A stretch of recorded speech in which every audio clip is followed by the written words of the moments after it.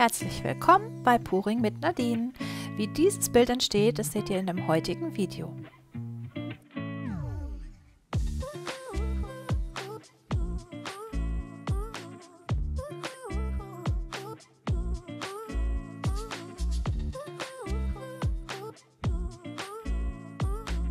Heute verwende ich zwei Hintergrundfarben.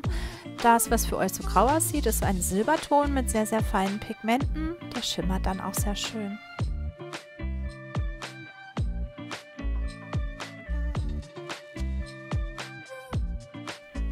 Die Infos meiner Materialien sowie auch die Mischung meines Pouring-Mediums findet ihr in meinen Videos Nummer 1 und Nummer 9 in meinem Kanal.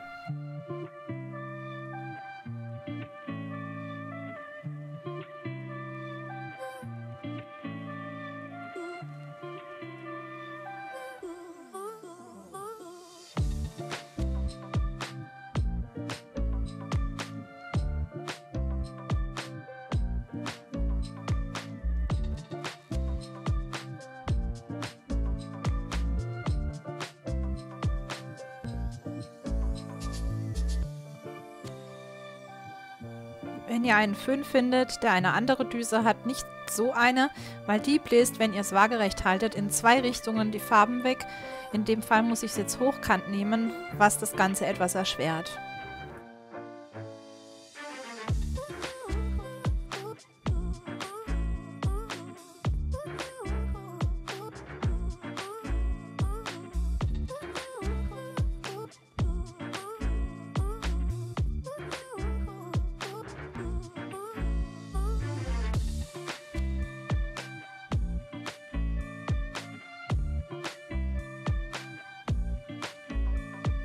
Ja, ihr wisst, wie das ist beim Pouring. Manchmal kommen die Farben nicht so raus, wie man sich vorgestellt hat. Mir war das jetzt hier etwas zu fad. Deshalb habe ich nochmal mit dem Orange aufgepeppt und nochmal einige Akzente reingebracht mit dem kleinen Spatel. Im Anschluss habe ich auch noch mit dem Strohhalm gearbeitet, glaube ich, und mit dem Holzspießchen. Ja, ihr werdet es gleich sehen.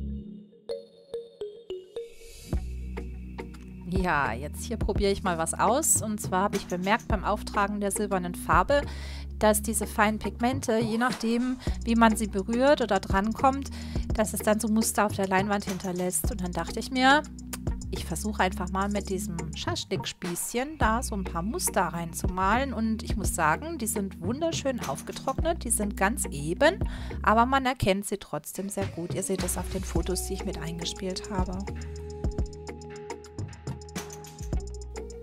Fotos seht ihr dann gleich am Ende vom Video.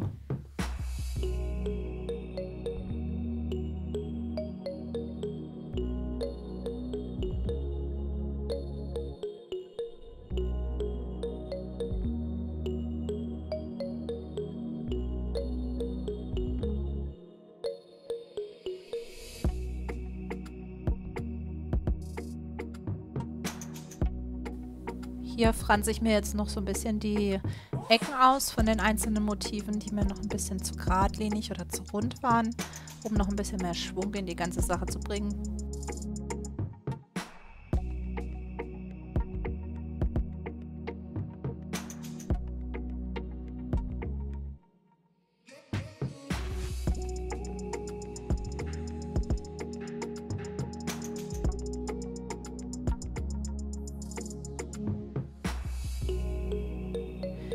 Ja, wichtig ist, immer unten schön die Kanten abwischen, damit es euch nicht zu sehr wegläuft im Nachgang.